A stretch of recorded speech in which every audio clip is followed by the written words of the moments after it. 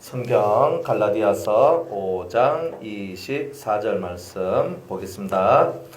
그리스도 예수의 사람들은 육체와 함께 그 정과 욕심을 십자가에 못 박았느니라. 아멘. 기도하겠습니다. 오늘 우리와 함께 하신 하나님께 감사를 드립니다. 오늘 우리에게 말씀을 주시고 이 말씀을 통하여 우리를 깨닫고 천국 소망을 더욱더 갖게 하실 하나님을 참 찬양합니다.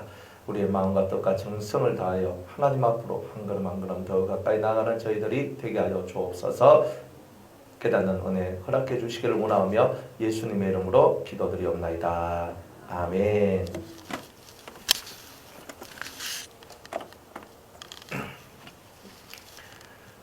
우리 지난 시간까지 7가지 악성, 7악성에 대한 얘기를 우리가 나누었습니다.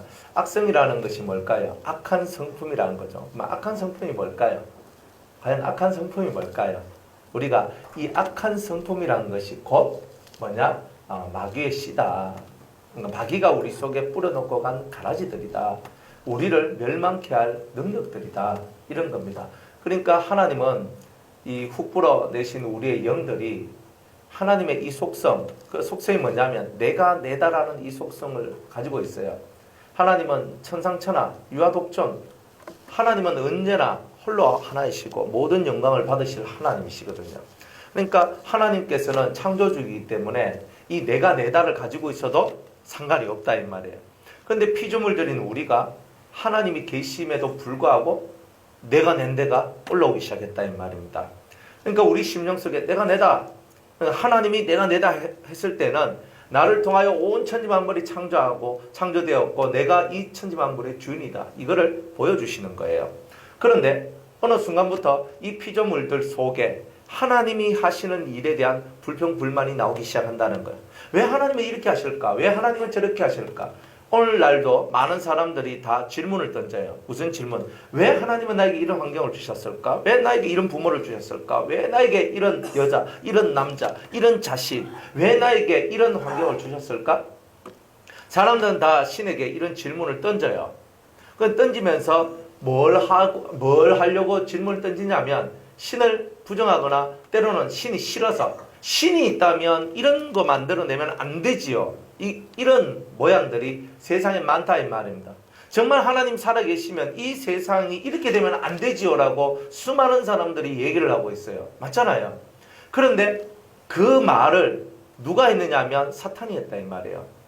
천사장일 때 천사와 천사장이었을 때 그 많은 타락한 마귀들이 하나님이 하시는 모든 일들에 불만을 갖고 내가 혁명을 해야 되겠다. 이렇게 나오는 거예요. 하나님이 하시는 일은 어쩌다 하나님 하시는 일 싫다. 우리는 내가 하겠다. 그래서 내가 내다가 나온 거라 이 말입니다. 그런데 철저하게 피조물은 창조주에게 순종하는 것. 이 심령 속에서 온전한 복종이 우리 속에 있어야 되고 이것을 통해서 우리가 사는 거예요. 그런데 이런 부분들이 이 영들 속에서 하나님 앞에 대적하는 요소가 발달되어 하나님 앞에 순종하지 못하고 복종하지 못하는 엎드려지지 못하는 이런 것이 있습니다. 그래서 이 땅에 사람들이 탄생되고 그리고 사람들이 이렇게 번성되어져 가는 것을 하나님이 보시면서 언젠가 저것들도 천사가 타락한 것처럼 결국 저놈들도 나를 향하여 돌을 던지겠구나. 하나님이 하시는 거예요. 그리고 내가 이 인간들을 어떻게 통치할까? 이 사람들한테는 매가 필요하다. 몽둥이가 필요하다.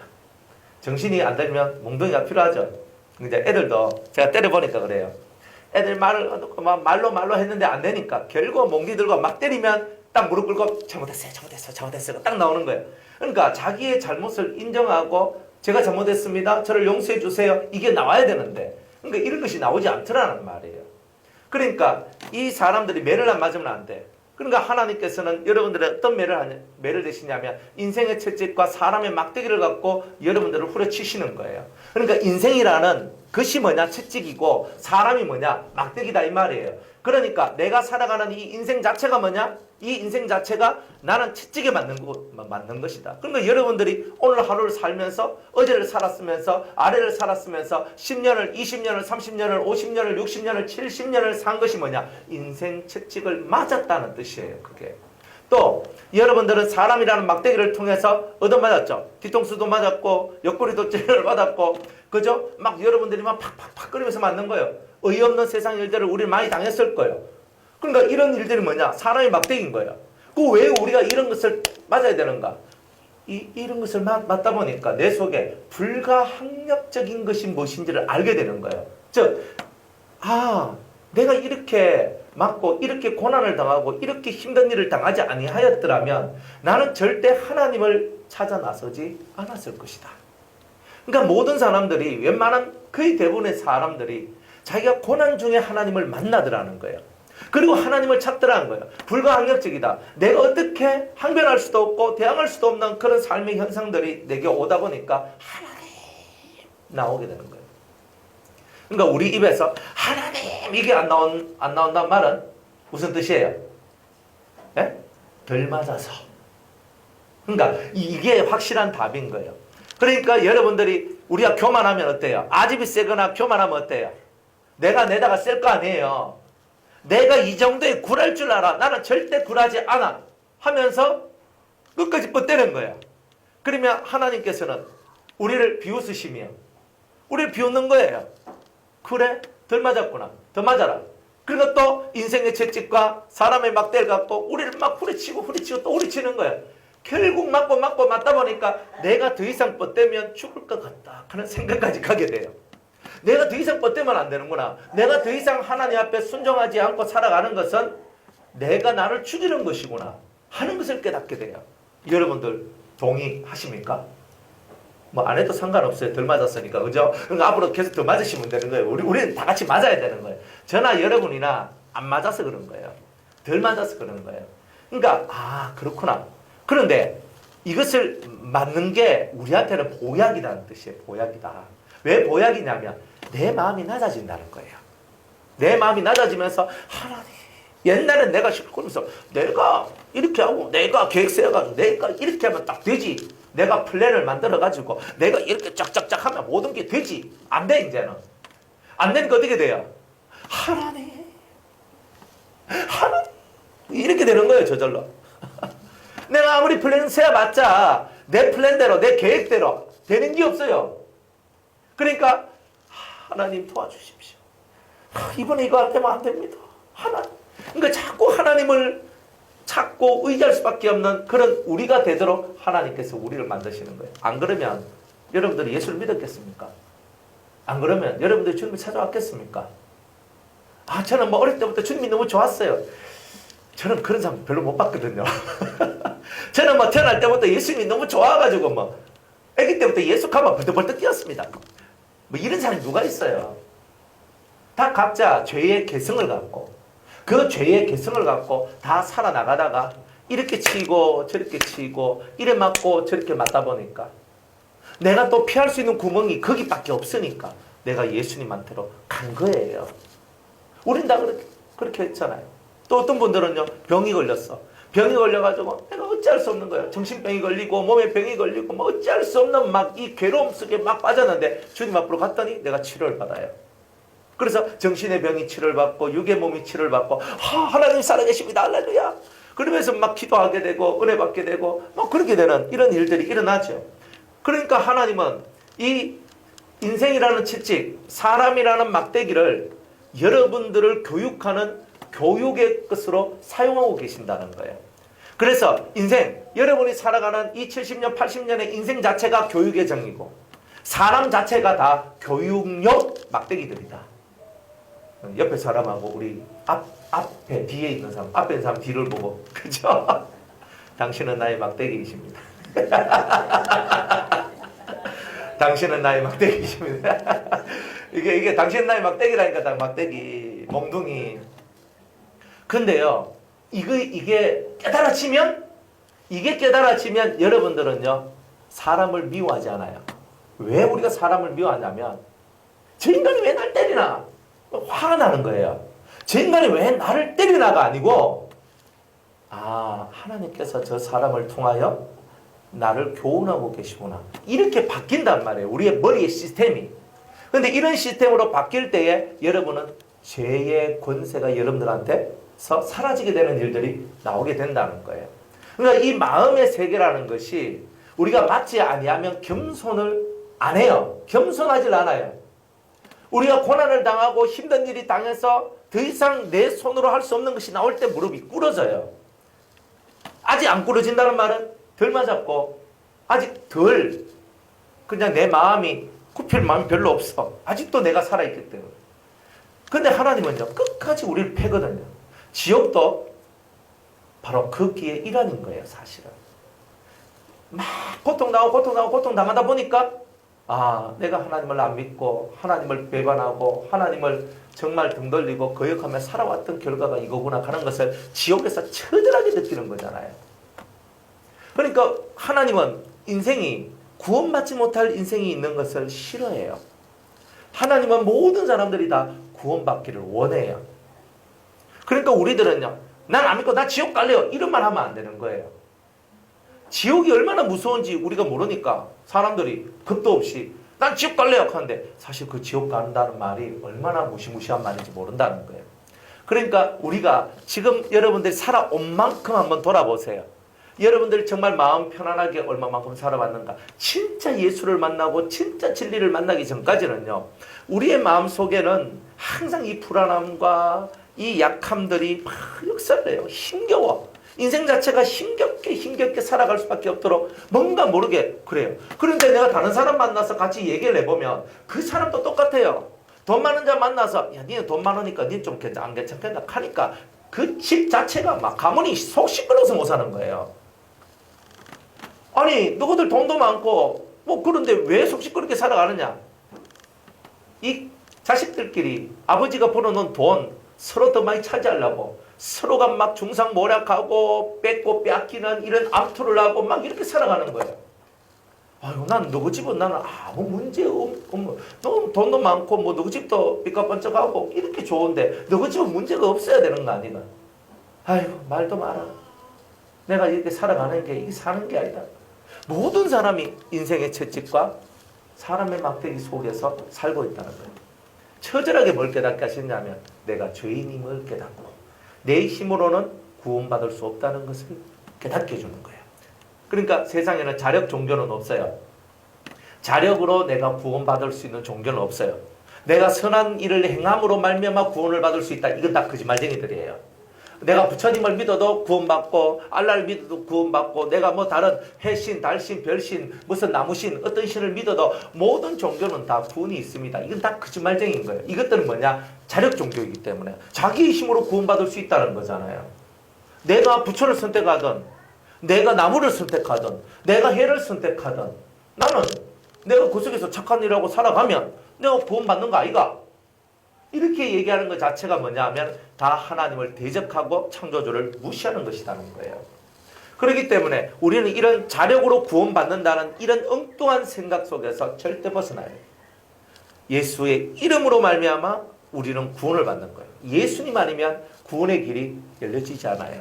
우리의 삶의 구원, 내 영혼의 구원, 내 건강의 구원, 내 자식의 구원, 내 남편의 구원, 내 아내의 구원, 여러분 삶 속에 있는 모든 구원들은 예수의 이름으로 말미암아 만들어지게 되고 예수의 이름으로 말미암아 모든 것이 이루어지게 된다는 거예요. 그래서 누구든지 주 예수의 이름을 부른 자는 구원을 얻는 거예요. 예수여, 내 마음이 다운되면 예수여, 내가 힘들면 예수여, 우리 속에서 예수를 부르는 이 노력이 나를 구원으로 인도한다는 거예요. 그러니까 여러분은 심령이 예수의 이름을 불러야 돼요. 여러분들 힘들어요. 힘들면 옆에 사람한테 짜증나죠. 사람 다 그래요. 내가 힘들면요, 옆 사람 누가 하나 걸리라 확 퍼먹고요. 그러니까 우리는 다 이렇게 산다니까요. 내한테 조금만 꼬투리 잡혀라, 누구든지 걸리라. 그럼 막 걸린다 하면 막 두드려 패는 거예요. 우리가 말로 두드려 패고 행동으로 두드려 패고. 이거는 뭐 여기가 복싱장도 아니고 막 맨날 권투하고 맨날 때리고 킥복싱하고 서로 이렇게 말로 눈빛으로 마음으로 이렇게 살아가고 있는 거예요. 그러니까 얼마나 가슴 아픈 거예요. 예수의 이름을 부르는 거예요. 예수요, 예수요, 예수요. 그러니까 이 심령 속에서 이런 마음이 있는 사람들은 자기 속에 있는 마귀의 씨들을 뽑아낼 수 있는 힘이 생성된단 말이에요. 내 속에 있는 마귀의 씨를 없앨 수 있는 능력이 어디에 있습니까? 내 속에 있는 마귀의 씨를 없앨 수 있는 능력은 오직 예수 그리스도밖에 없다는 거예요. 그러니까 여러분들이 진리가 왜 여러분을 자유케 합니까? 진리가 바로 예수란 말이에요. 여러분들이 진리 속에 있을 때만 자유가 와요. 사람 속에 있을 때는 자유가 안 와요. 그래서 이 7가지 악성은 우리를 어디로 이끌어가느냐면 사람의 세계 속으로 이끌어가고 눈에 보이는 이 육의 세계 속으로 우리를 이끌어가는 거예요. 이끌어가서 그 세계 속에 팍 빠져가지고 안 나오도록. 여러분들 이제 여름 되면요, 이제 애들 다 워터파크 가자 하거든요. 워터파크 근데 가면 물놀이 하잖아요. 물 타고 내려오고 저도 한번 해봤는데 와 재밌더라고요. 근데 2번은 못 하겠더라고요. 머리가 아파가지고 위에서 뭐 휙 하면서 내려오는데 그저 애들은 막 좋아가지고 막 목사님 재밌어요 하면서 막 내려와가지고 애들 막 딱 올라가가지고 또 확 내려오고 또 올라가 하루 온종일 그거 하고 하는 거예요. 재밌어가지고. 이야. 그래가지고 막 물놀이 하면서 일단 그 들어가. 그 빠지면 어떻게 돼요? 애들이 물에서 야, 해 떨어졌다. 가자. 집에 가요, 안 가요? 안 가요. 그럼 언제까지 있으라고? 뻥을 뽑아야 됩니다. 이렇게 하는 거예요. 아니, 뭘 뽑아. 아니, 아빠, 여기요. 목사님, 여기 저녁에 10시까지 하거든요. 10시까지 막 끝까지 해가지고 막 쥐들 다 빼가지고 이래가지고 차 태워가지고 딱 집에 오면요. 오는 도중에 다 뻗어가 있어. 너무 재미있으니까. 야, 너 우리 돈 얼마 주고 왔는데요. 뽕을 뽑아야 됩니다. 뽕을 뽑아야 됩니다. 이거 하면서 막 시계 노는 거예요. 재밌잖아요. 그 물속에 빠져들어가니까 애들이 못 나와요. 막 지죽을 줄 모르고 막 열심히 노는 거예요. 막 올라갔다 내려갔다 수백 번 수천 번을 해도 치질 않아. 근데 예배당에 딱 앉혀놓으면요 10분 내로 가. 능력이 대단하죠. 그러니까 세상은 뭐예요? 세상은 우리가 확 빠져들어가도록 우리를 그렇게 이끌어내는 거예요. 근데 예배당에 가만히 활동적인 사람들일수록요, 내가 활동 막 하잖아요. 활동할 때는요, 해요. 가만히 있으면요, 갑자기 정신이 싹 가요. 아, 그렇구나. 그러니까 우리가 살아가는 게 잠잠히 있을 때 집중하는 이 훈련보다는 활발하고 활동적이고 움직이는데 너무 익숙하구나 하는 것을 발견하게 돼요. 그렇기 때문에 여러분들이 어디에 빠지냐면 움직이고 활발하고 활동성 있는 데는 잘 빠져요. 근데 정말 가만히 앉아서 성경을 읽고 하나님 하면서 기도하고 이렇게 잠잠히 자기를 돌아보고 자기 하나님을 찾아나가는 이런 일을 하는 거는 잘 못해요. 그죠? 근데 올 여름에 그죠? 만약 우리 5일 동안 신약 일독 프로그램 딱 해가지고 있잖아요. 아침부터 딱 시작을 해가지고 그죠?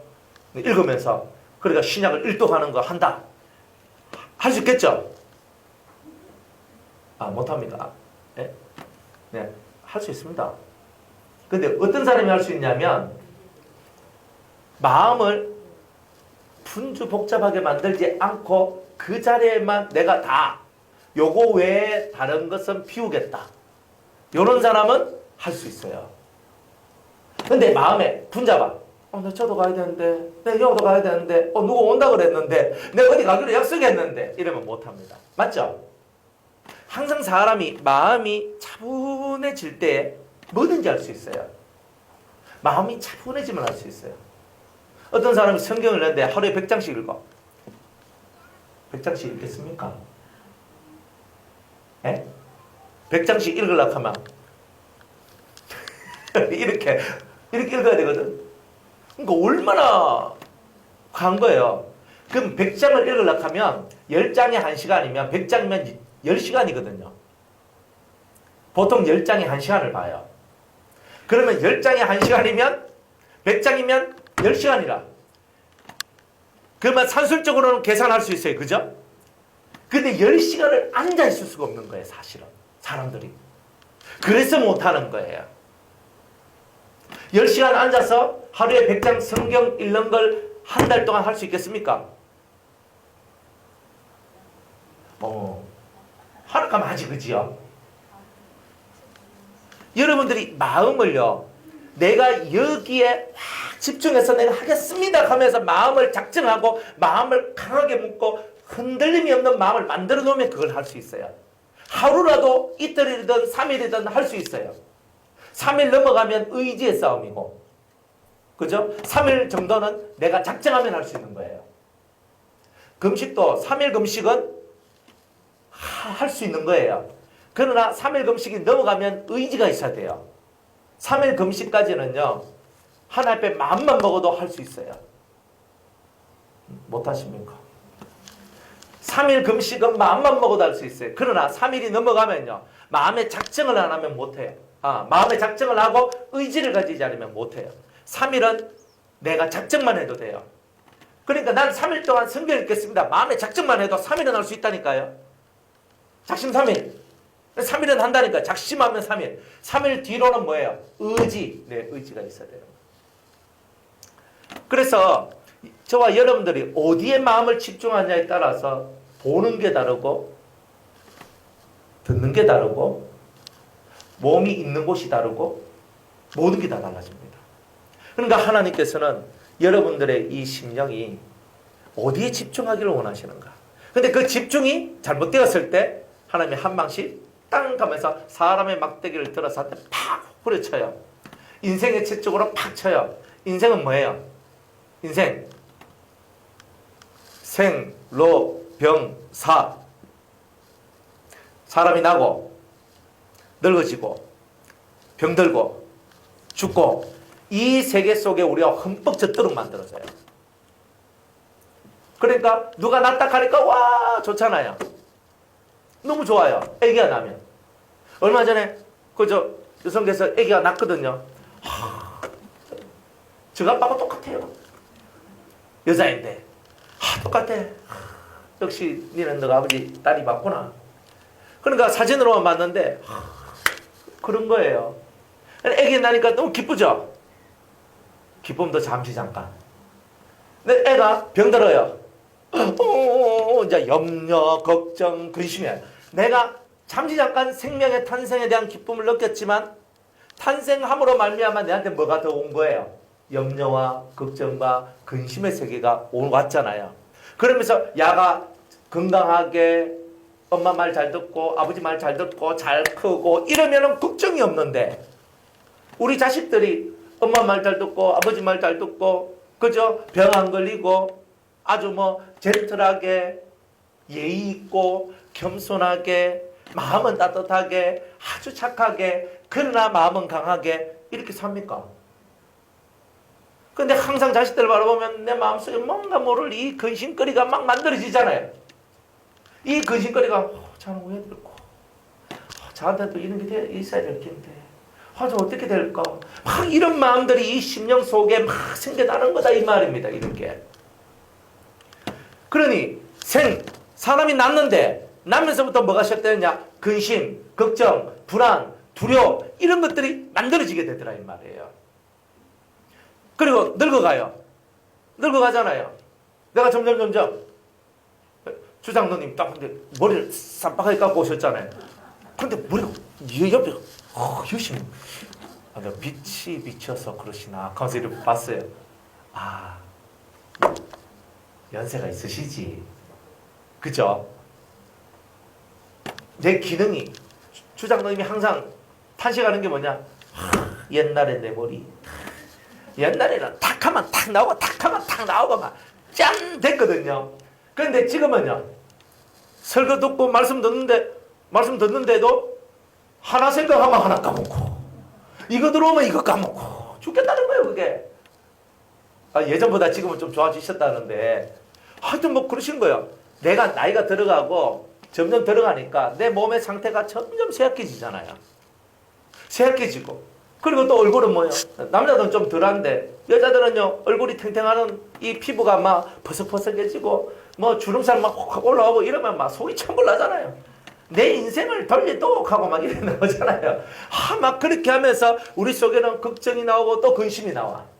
늙어지면서 불안한 게 나와요. 내가 중풍 걸리면 왜 하노? 내가 치매 걸리면 왜 하노? 내가 암 걸리면 왜 하노? 막 이런 것들이 마음속에 괴로움으로 막 들어오는 거예요. 병들었어요. 내가 왜 났노? 또 근심이 돼.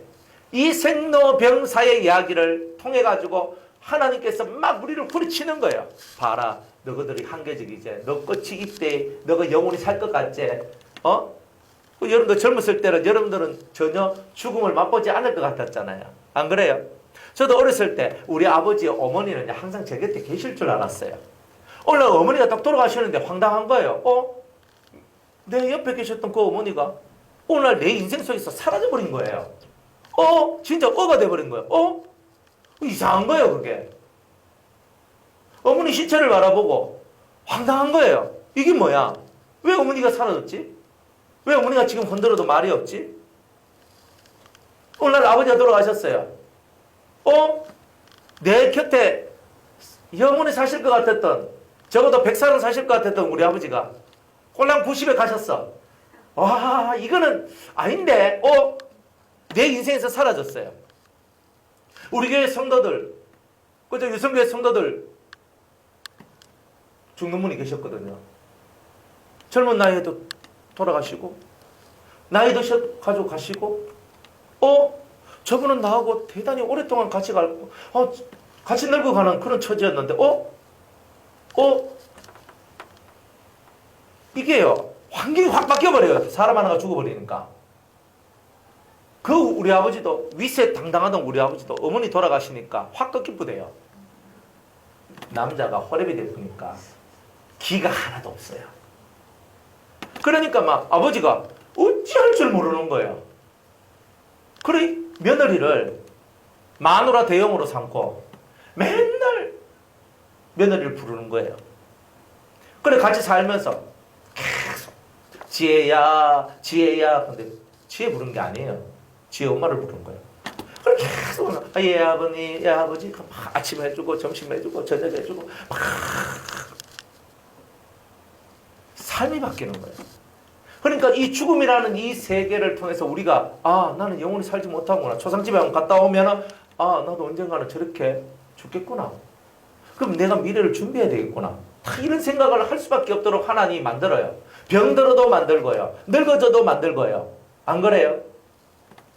응애하고 태어났으면 야를 위해서 내가 미래를 준비해야 되지. 이렇게 하지요. 이게 인생 채찍이라는 거예요. 이런 것을 통해서 우리가 하나님 앞에 겸손해지고 엎드러지는 거예요. 그러면서 우리 속에 있는 악이 나를 이렇게 만드는구나 하는 것들을 깨닫게 됩니다. 그러니까 우리 속에 나쁜 마음을 품으면, 나쁜 것을 심으면 나쁜 열매가 맺어져요. 100% 그런 거래요. 내가 아마 화를 팍 냈다. 그럼 어떻게 돼요? 내가 누군가가 틀림없이 나한테 거기에 대한 열매를 갖고 와요. 부모님이 있는데, 만약 여러분들이 부모를 버렸다. 어떻게 돼요? 근데 귀찮아가지고, 내가 힘들어서 부모를 버렸어. 그럼 어떻게 돼요?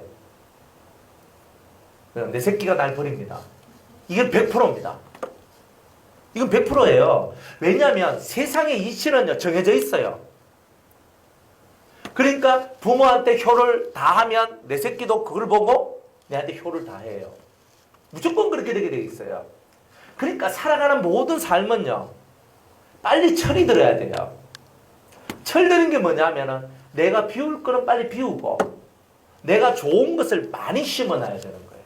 그러니까 인생 속에 좋은 걸 많이 심어 놓다 보니까 그 좋은 것들이 열매가 되어서 어느 날 되니까 막 거두는 거예요. 그 재미가 있잖아요. 심은 게 없으면 거둘 것도 없고 뿌린 것이 없는데 어떻게 거두겠다라고 난리를 치겠어요. 그러니까 이런 인생의 채찍을 통해서 또한 수많은 사람들이라는 이 사람의 막대기를 통해서 우리가 맞고 맞으면서 철이 들면서 하나님 앞에 범죄하면 다 이렇게 되는 거구나. 하나님의 뜻을 따라가지 않으면 다 우리가 이렇게 되는구나. 이런 것들을 깨닫게 되고 알게 된다는 거예요. 그러니까 여러분들이 남의 인생에 굳이 끼어들 필요가 없어요. 남의 인생에 끼어들면 다 죄짓게 돼 있어요. 무조건. 여러분들이 무슨 일이 생기면 저 사람은 왜 저럴까? 이렇게 해서 하진 않았을까? 막 여러분이 추측하면서 죄를 짓게 돼 있어요. 그러니까 하나님 앞에서 여러분들이 추측할 필요가 없고 하나님 앞에 정말 여러분들이 궁금하면 하나님 앞에 기도를 하세요. 하나님, 하나님이라고. 그러면 하나님께서 꿈을 보여준다든가 환상을 보여준다든가 말씀을 들려준다든가 그런 사람에 대해서 가르쳐 주셔요. 그렇게 해야 여러분들이 정죄하는 판단, 비판하는 판단, 헤아리는 이런 부분, 죄로부터 우리는 다 벗어날 수가 있는 거예요. 근데 막 상상이 꼬리를 물고 여러분 머리가 뒤죽박죽 되면서 하나님의 은혜로부터 여러분이 떨어져 나가게 되는 거예요. 그러니까 여러분이 보지도 않고 듣지도 않은, 실제로 보지도 않고 듣지도 않은 일에 대해서는, 눈앞에서 보인 것이 아닌 일에 대해서는 절대로 여러분들이 듣고 보는 부분에 있어서 조심을 해야 되는 거예요. 이 사람들이 죄를 어디서 많이 짓느냐면 보지도 못하고 듣지도 못한 그 세계의 것을 여러분이 상상하면서 죄를 다 지어버리는 거예요. 그러니까 여러분 마음이 막히고 삶이 막히고 하나님 앞에 기도가 막히고 이렇게 되고 결국 자기가 손해를 입게 되는 일들이 나오게 된다. 그러니까 죄라는 세계는요, 이토록 여러분들이 생각하는 것 하나만으로도 죄가 성립되는 것이 너무 많다는 것을 얘기해 주고 있는 거예요. 그래 우리가 이 죄악에 대한 이 죄악론을 우리가 공부하는 이유가 뭐겠어요? 생각하는 거, 말하는 거, 우리가 행동하는 하나하나가 정말 조심해야 된다. 내가 정말 얼마만큼 조심해야 되는지 우리가 살면서 깨닫고 더 깨닫고 나아가는가 아니겠어요? 그래서 여러분들은 좋은 것을 심어도 죽는 게 나오잖아요. 씨를 뿌려보면 그래요. 저도 상추씨 딱 사가지고 이왕 요 한 개 딱 사가지고 적상추, 청상추, 무슨 뭐 상추도 종류가 많더라고요. 그래 무슨 상추 있어. 아니 그 몇 개 한 3개 정도 해가지고 씨를요 톡 말 뿌려. 씨를 말 뿌려도 뿌린 씨에서 다 열매가 납니까? 농사를 지어보면 알아요. 그 씨를 많이 뿌린 이유가 뭐예요? 안 죽고, 그죠? 안 죽고 다 이것이 열매가 된다라고 믿는 사람은, 농부는 그걸 안 믿어요. 어떤 씨는요, 이 새가 와가지고 쪼아먹고 버리고, 어떤 씨는 약해가지고 비 안 오고 조금 가물어버리면 타버리고 이런 거 다 안단 말이에요. 그러니까 어쨌든 간에 많이 뿌려놔야 거둘 수 있는 것이 많이 생긴다는 것을 아는 거예요. 중간에 죽는 놈이 있어도 씨가 파괴되고 없어지고 썩어져가지고 정말 사라져 버리더라도, 그러니까 씨는 많이 좋은 씨를 많이 뿌려놔야 된다. 그러니까 그것을 농부들은 아는 거예요. 그러니까 여러분들도 좋은 것을 많이 뿌리는 일들을 하세요. 이 심령 속에서 남에 대하여 말을 할 때는 좋은 말을 많이 하세요. 이거는 여러분이 살다 보면 인생의 이 지속에서 깨닫게 되는 문제예요. 남에 대해서 안 좋은 말을 하기 시작하면 나도 나에 대하여 안 좋은 말을 하는 사람이 나오게 됩니다. 무조건 그렇게 돼 있어요. 모든 인생의 이치는 이렇게 돌아가니까 죄를 안 짓는 것은 여러분의 마음을 하나님 앞에 집중을 안 하면 항상 죄를 지을 수밖에 없다는 것이 성경의 가르침입니다. 그러니까 모든 인생의 이야기는 여러분들 보고 하나님 앞에 집중하라는 내용이에요. 모든 이야기는 너 인간 세계 속에 있지 말고 하나님께 집중해라. 하나님께 집중해라. 누구한테요? 하나님께. 하나님께 집중하면 인간 세속적 이야기가 우리에게서 사라지게 됩니다. 그래야지 맑은 영이 되고, 그런 맑은 영이 될 때 여러분이 신령해지고 기도빨이 세지고, 그리고 정말 주의 음성을 듣게 되고 하나님의 뜻을 알게 되는 이런 것들이 나오게 된다는 거예요. 다 그렇게 되시기를 축복합니다. 이제 정욕에 대한 얘기를 하는 거예요. 이 악성들이 우리를 이렇게 파괴시키고 우리의 영과 혼을 파괴시키고 우리의 육도 파괴시켜서 하나님을 더 사랑하거나 더 하나님께로 더 가까이 나가지 못하도록 우리를 만들고 있다는 거예요. 자, 거기에 편성해가지고 이 정욕이라는 것은 뭐라고 얘기하냐면 본능이라고 얘기한단 말이에요. 본능. 타락하기 전 본능은 하나님께로 나아가는 본능이야. 하나님께로, 하나님. 이게 본능이에요. 우리 인간의 본능이. 그래서 전도서에 보면 사람은 영원을 사모하는 마음이 있다 그랬죠. 영원. 영원이 뭐예요? 영원. 영원히 사는 거. 영원이라는 게 뭐예요? 죽음이 없는 이것을 사모하는 거예요. 거기에 주인이 누구예요? 하나님이거든요. 영원을 사모한다는 말은 사람한테는요, 신을 바라보는 마음이 누구한테나 다 있어요. 본능적으로 여러분들 속에 있어요. 여기 속에. 하나님 안 믿고 예수님 안 믿는 사람들도요, 길 가다가 팍 하면서 걸려가 딱 넘어지면 아이고 하나님 하거든요. 그 제가 혹시 교회 다니십니까? 아니요? 그럼 어디 갑니까? 그러니까 뭐 나는 아무 데가 안 가는데 난 무신론자야. 근데 와 아이고 하나님 갑니까?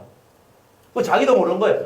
갑자기 아니 부처님 믿는 사람들은 어때요? 부처 믿는 사람들은 탁 걸려가지고 팍 하고 넘어질 때 아이고 부처님 익혀야 되는데 이분들은 그래 안 해요. 이분들도 엄마야 아이고 하나님 자기도 모르고 아이고 하나님 맙소사 이런 말들이 저절로 나오는 거예요. 이 속에 본능이 있어요. 본능. 우리의 영은요 하나님을 찾아 나가는 이 본능이 있어요. 우리한테 다 있어요. 그런데 그것을 누가 막고 있냐면 7가지 악성이 막고 있죠. 그래서 우리가 하나님 앞으로 못 나가도록 나를 창조하신 그분께로 못 나가도록 우리를 다 막고 있는 것.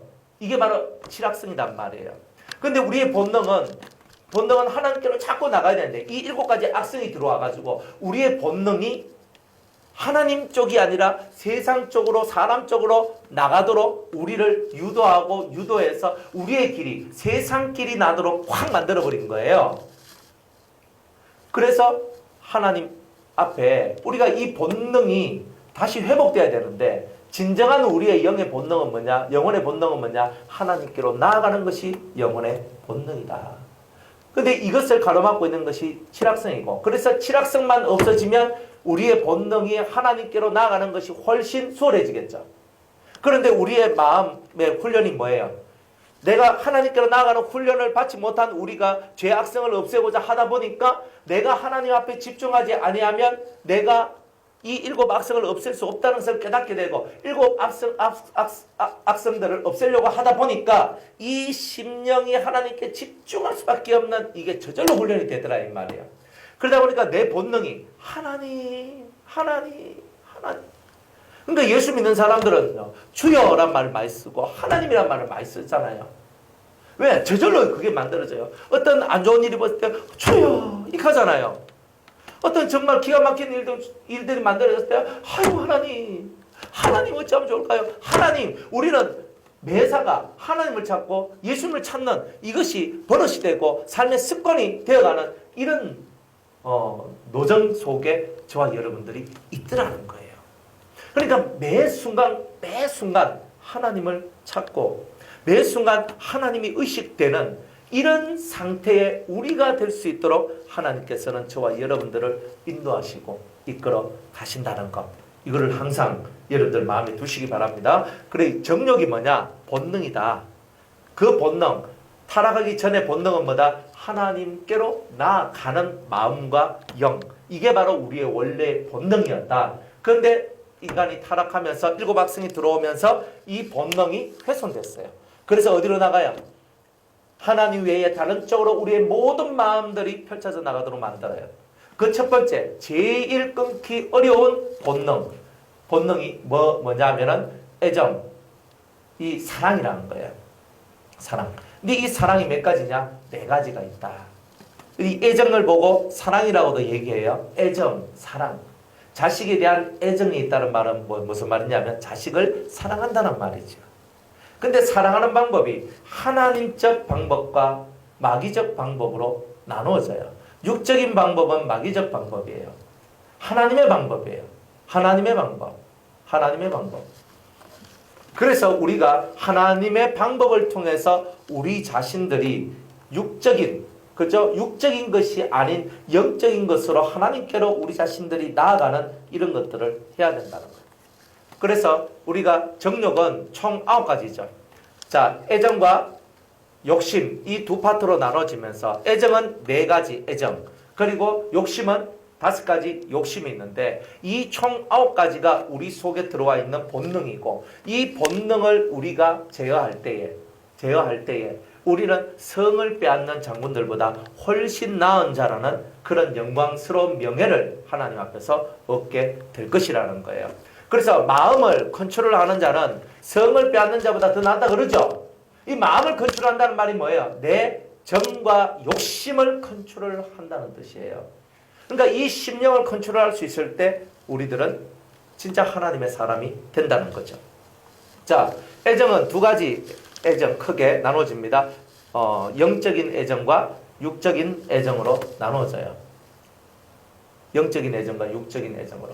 저기는 없어요. 저기는 육적인 것만 다 써놨어요. 영적인 애정은 뭐예요? 하나님을 사랑하는 거죠. 그죠? 하나님의 말씀을 따라서 하나님이 우리에게 말씀하신 그 말씀을 따라서 하나님의 사랑, 그리스도의 사랑, 천국의 사랑을 하는 것이 뭐다? 영적 애정이다 이 말이에요. 영적인 애정이라는 것은 하나님 말씀 위에 세워진 사랑을 얘기하는 거예요.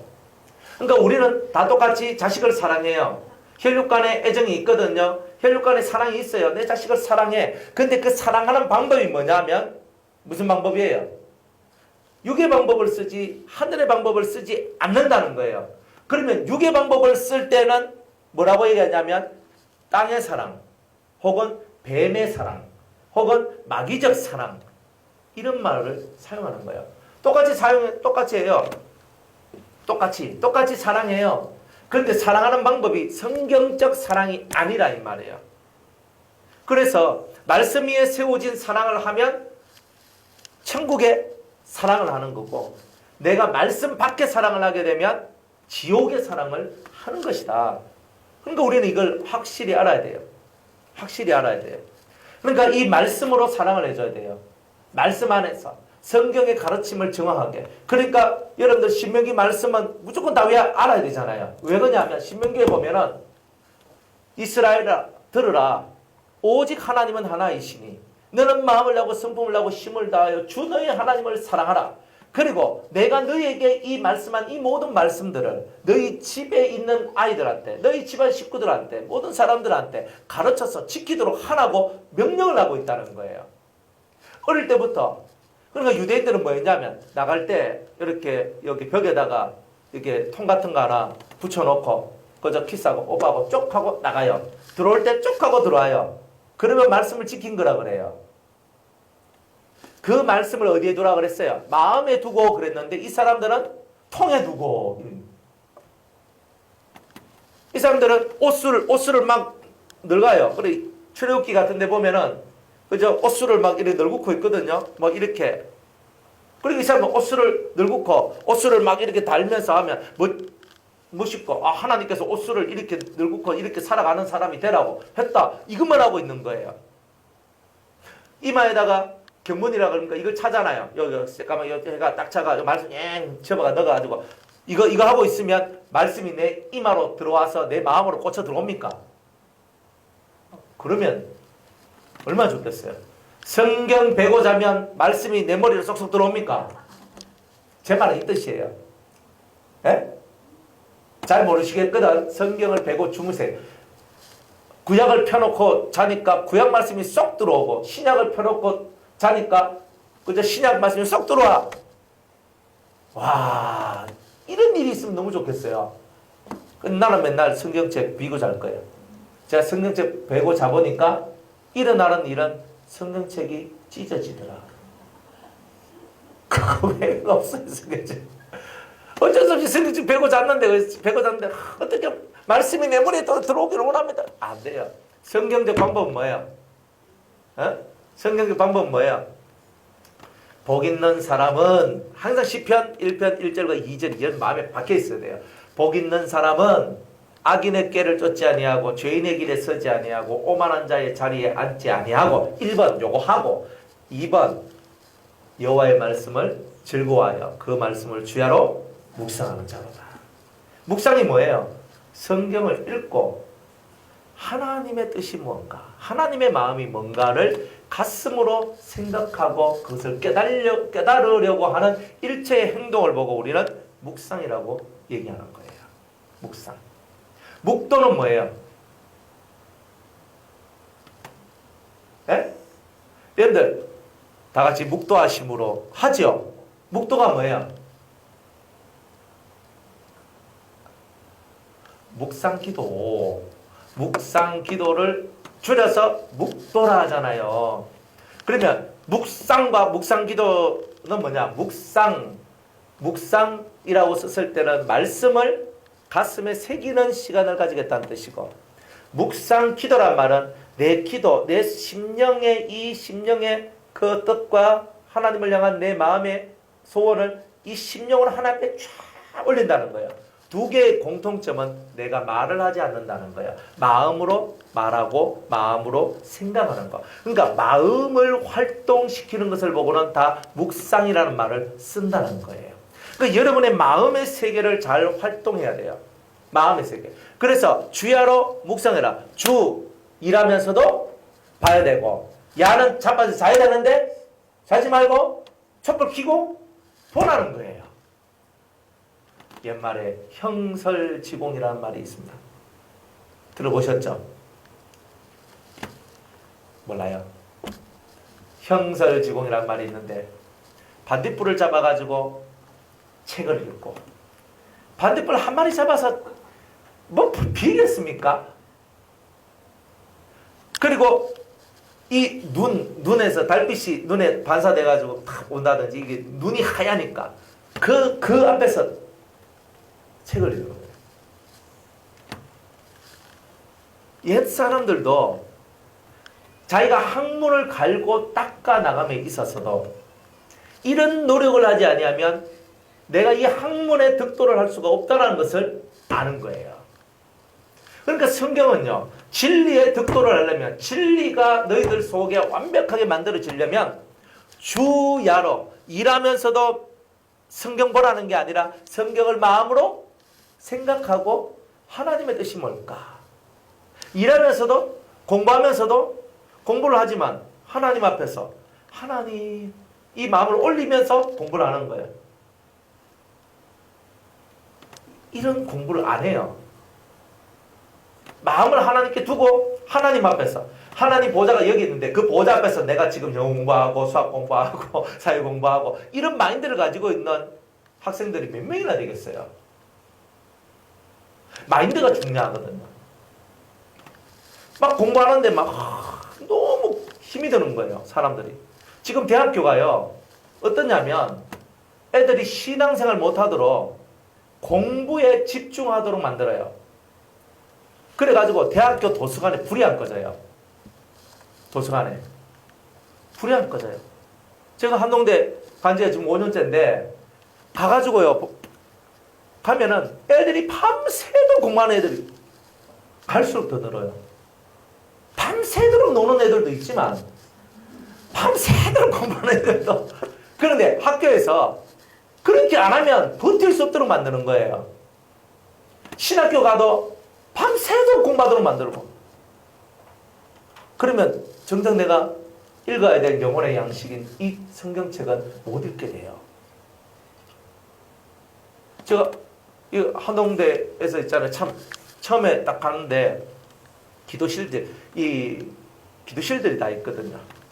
그래 기도실에서 지나가다 보면 학생들이 막 기도하는 거예요. 하나님 기도하고, 처음에는요, 이야 정말 너무 좋다, 이렇게 애들이 기도실에 모여서 이렇게 기도하고 너무 좋다는 거예요. 근데 한 1, 2년 딱 지나니까 애들이 막 기도하는 거예요. 막 기도하는데 갑자기 누가 와서 똑똑거리고, 저기요, 너무 시끄러워서 그러는데 조용히 좀 해주시면 안 될까요? 또 똑똑, 저기요, 옆에 교수님 방이 바로 옆인데 좀 조용히 해주셨으면 좋겠습니다. 이게 현실이 됐어요. 그래가지고 애들이 거기서 기도하는 것을 처음에는 막 가슴을 막 내놓고 막 기도하고 막 이렇게 했는데 어느 순간부터 저기요, 이 말에 그냥 노유조가 걸려가지고 저기요, 기숙사 안에서 기도하면요, 옛날엔 참 믿는 애들이 80% 90% 이렇게 됐거든요. 지금은요 60% 정도 선. 갈수록 불신자가 많아지거든요. 그러다 보니까 애들이 뭐 안에서 뭐 기도하고 뭐 좀 예배드리고 찬송하고 하려고 어떻게 해야 돼요? 저기요 하면 못해요. 그러니까 점점 그러면서 어디로 몰고 가느냐면 공부 쪽으로 몰고 가는 거예요. 너무 바쁜 거예요. 하나님 만날 시간이 없어요. 그래, 슬프다. 슬프다. 주님의 말씀을 주야로 묵상하는 것. 이 묵상의 삶이 사라지고 마음속으로 이 말씀이 무슨 이 말씀이 무슨 뜻인지, 이 말씀의 의미가 무엇인지 생각하고 고민하며 하나님 가르쳐 주세요. 이런 시간들이 사라져가고 있는 거예요. 어른들도 마찬가지잖아요. 이런 생각하고 나아가는 이런 것들이 무너져가고 있는 거예요. 사랑은 성경을 기초로 해서 사랑이 전달되어져야 돼요. 내가 교훈을 하고 훈계를 하더라도 성경적 교훈을 가지고 성경의 가르침에 깨달음을 얻은 상태에서 교훈을 해야 되는 거예요. 저도 좋은 아빠인 줄 알았는데 제가 좋은 아빠가 아니었어요. 저는 말씀 가지고 막 가르치고 막 한다고 했는데 진정한 좋은 아빠가 못 되었던 것을 깨달았어요. 왜 그런가? 말씀은 가르쳤는데 이렇게 해야 된다, 이렇게 해야 된다, 이렇게 해야 된다는 것을 깨닫는데 사람의 심령은 헤아리지 못했고 이거예요. 나는 FM대로 말씀만 전하면 다 잘 될 줄 알았는데 그런데 못 깨달았던 거예요. 그러니까 묵상이 필요한 거예요. 바른 것을 가르쳐 주는 것이 아니라 그 심령을 어루만져야 말씀을 받을 수 있는 길이 열리는구나 하는 것을 세월이 흘러가고 난 다음에서야 알게 되는 거예요.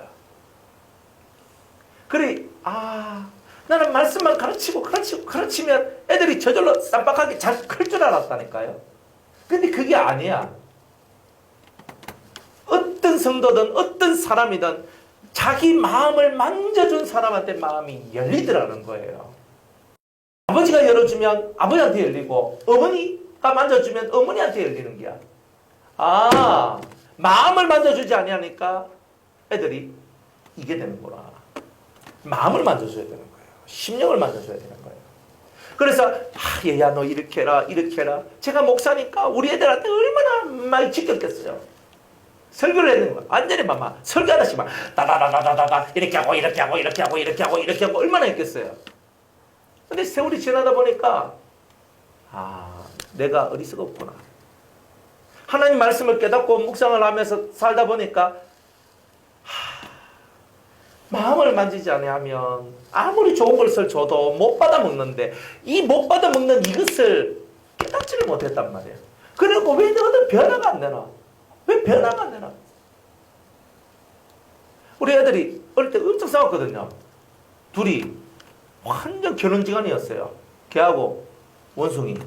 누가 걔인지 원숭이인지 모르겠는데 하여튼 만나면 이것들은 막 싸우는 거예요. 어릴 때 누나, 니나, 누나, 니나, 막 이거 싸우는 거예요. 이것들은 이걸 왜 이래 싸우나?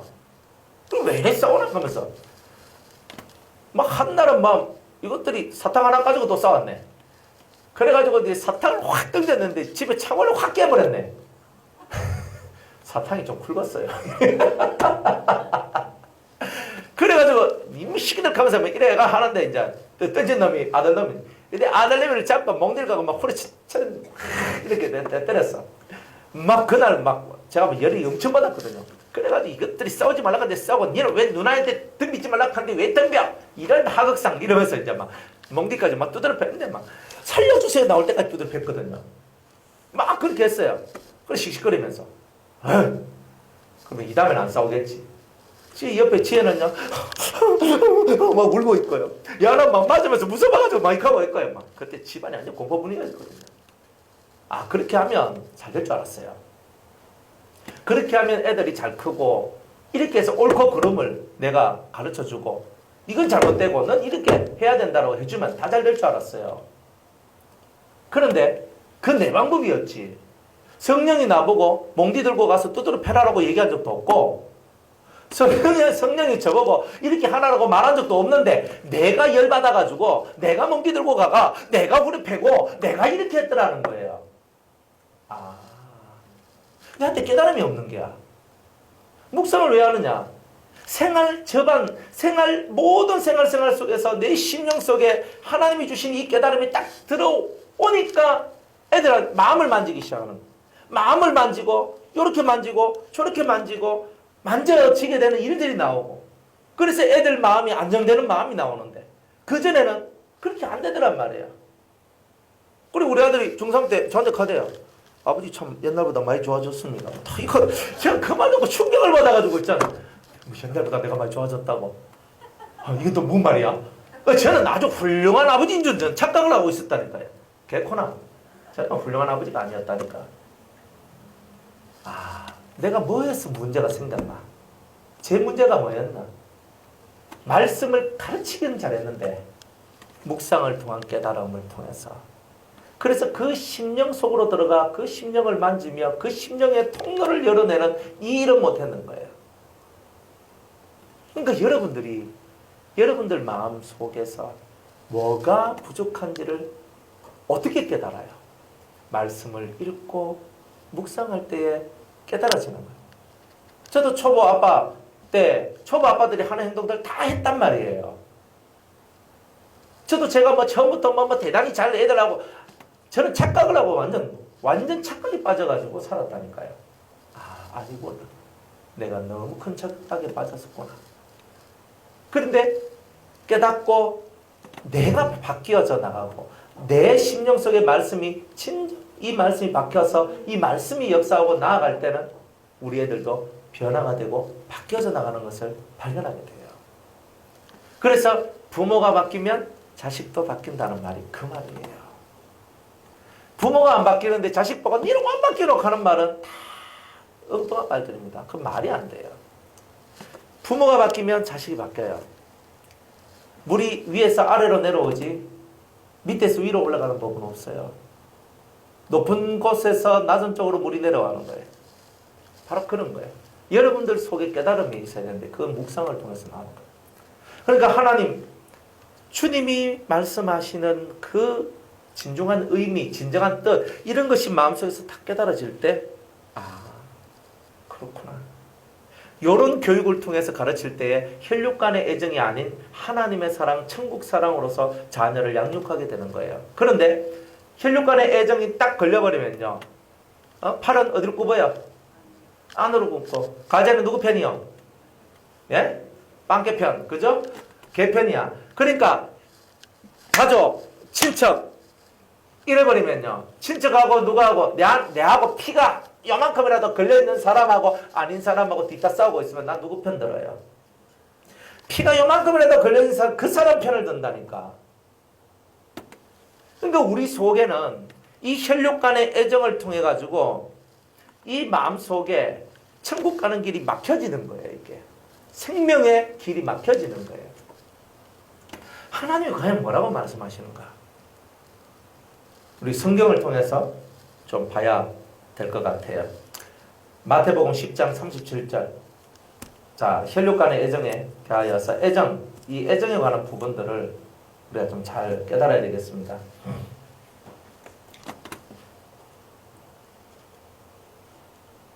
마태복음 10장 37절.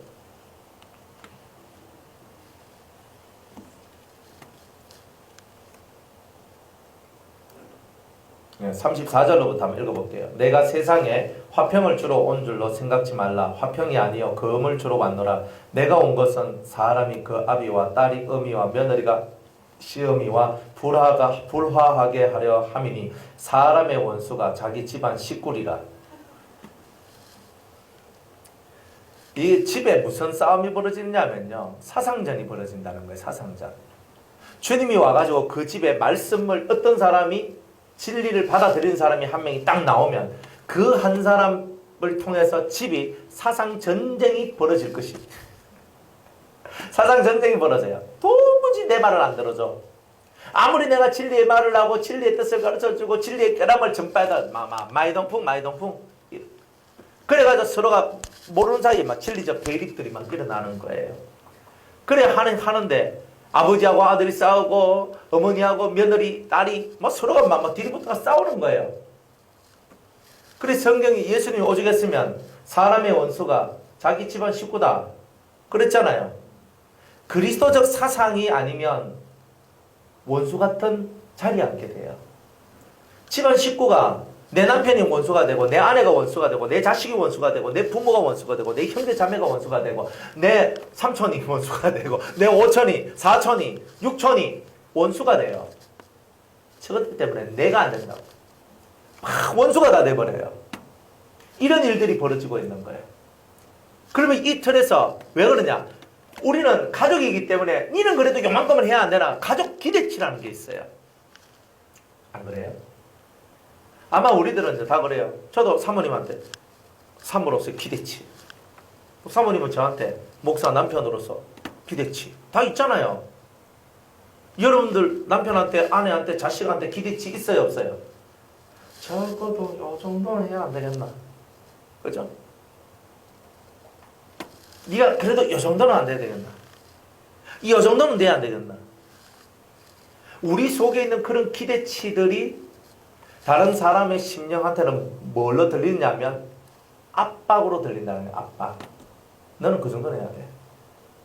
우리 집 애들 아버지가 목사니까 목사 아들같이 목사 딸같이 이게 기대치잖아요. 애들 죽습니다. 다른 사람들은요, 니는 너가 아버지가 장모잖아, 장로 아들같이 굴어라, 뭐 이런 말은 잘 안 해요. 니 너가 아버지가 집사잖아, 그러면 그 집사, 안수 집사잖아. 뭐 재건이 말대로 안수 집사님, 이종영 집사님 오면 안수 집사님 오십니까? 뭐 이렇게 한다는데, 하여튼 안수 아버지가 안수 집사야. 그러니까 야 이재건 너가 아버지 안수 집사인데 안수 집사 아들같이 행동해야 될 거 아니야? 이런 사람 없어요. 저는 아직 한 명도 못 봤어요. 그런데 목사에 대한 기대치는 있어서, 목사는 제가 목사지 우리 아들이 목사도 아니고 우리 딸도 목사도 아니거든요. 그런데 거기에 대한 기대치가 높잖아요. 너가 아버지가 목사니까, 너가 아버지가 그러니까 너는 이 정도는 해야 안 되나? 너는 이 정도는 참아야 안 되나? 다 똑같이 7가지 악성과 9가지 정욕을 다 가지고 있는 애들인데 걔네들한테는 기대치가 너무 높은 거예요. 그러니까 너희들은 이렇게 해야 안 되나? 너희들은 이쁘게 커야 안 되나? 너희들은 상냥해야 안 되나? 너희들은 친절해야 안 되나? 너희들은 다른 애들보다 신앙이 더 좋아야 안 되나? 머리 터집니다. 그래가지고 목회자 자식들이 빗나가는 경우가 엄청 많아요. 엄청 많아요, 사실. 그런데 이 기대치들이 뭐냐? 여러분들이 가지고 있는 사람에 대한 기대치들이 뭐냐 하면은 사람 잡는 그물입니다. 잡아요. 기대치를 버려야 돼요. 우리는 큰아들 보고 뭐라 그래요? 장남 보고 이 집안의 기둥이다. 기대치잖아요. 장남 죽이는 겁니다. 얘야, 너의 인생을 살아라. 이렇게 말해주는 부모가 되어줘야 돼요. 아버지의 인생, 아버지가 살아가야 될 아버지의 인생 속에서 아버지가 해결해야 될 문제는 아버지가 해결하면 돼. 아들아, 너의 인생은 너의 것이니까 너의 삶이 하나님 앞에서 진실한 삶이 되도록 진정 너의 삶을 살아라. 우리는 이렇게 얘기해 줘야 되거든요. 근데 우리는 그렇게 안 해요. 나는 이것을 하고 난 저것을 하고 나는 이걸 하고 난 저걸 해가지고 요걸 해가지고 요걸 해가지고 요걸 해가 이래야 돼. 서론 본론 결론을 다 아버지와 어머니가 다 내려주셔요. 어떤 집에는 아버지가 세. 그러니까 아버지가 서론 본론 결론 내주시고, 어떤 집은 어머니가 세. 어머니가 서론 본론 결론까지 자식의 앞날까지 다 해줘요. 여러분, 자식은 할 게 없어요. 할 게 없으면 어떻게 돼요? 마음이 움직이지 않아요. 네 인생이야. 잘 되던 네 인생, 못 되던 네 인생. 안 그려? 여러분, 잘 되던 네 인생이 있고 못 되던 네 인생이라는 것을 어릴 때부터 가르쳐 줘야 되죠. 네가 선택하면 그래. 우리 아들내미가 고3인데 공부를 잘해가지고 있잖아요. 대학교 갈 수 있는 문이 많이 열려지는 거. 지가 공부 열심히 했기 때문에 그런 거예요. 근데 만약 얘가 고3, 고1, 고2, 고3 때까지 공부를 별로 안 해가지고 별로 시답지 않는 성적을 가졌다. 대학교 갈 수 있는 문이 좁아요. 네가 선택한 거야. 저는 항상 그렇게 가르쳤거든요. 네가 공부를 잘하는 것도, 네가 열심히 하는 것도, 네가 안 하는 것도 그건 다 네 탓이다. 다 네 탓이라고 했어요. 내가 너 뭐 학원 뭐 안 보내주려고 했는 것도 아니고, 너 뒷바라지 안 해주려고 한 것도 아니고, 난 하려고 할 만큼 나는 다 너가 원하는 것이 있다면 나는 다 해줬다. 공부하고 안 하고는 네 문제였다. 모든 인생은요, 책임이에요. 내가 안 한 것에 대해서는 내 책임이 들어가 줘야 돼요. 그렇게 가르쳐 줘야 돼요. 그리고 실제로 입시할 때 내가 3년 동안 공부 열심히 할 걸 하면 이제 지 심령 속에 뭐가 박히잖아요. 그러면 이제 대학교 가서는 또 내 4년 동안 공부 열심히 할 걸 이거 안 나오는 그런 깨달음을 얻었으면 그렇게 될 거 아니에요. 깨달음을 얻도록 해줘야 되는 거예요. 좋은 대학 가는 게 문제가 아니라 인생을 잘 살아갈 수 있는 깨달음의 틀을 마련해 줘야 된다는 거죠. 원수가 우리 집에 있어요. 멀리 있는 거 아닙니다. 근데 그 원수를 미워하라 그랬어요? 사랑하라 그랬어요? 예? 성경은 위대해요. 그죠? 너 집안 식구가 원수다 켜놔놓고 그 다음 뭐라 그래요?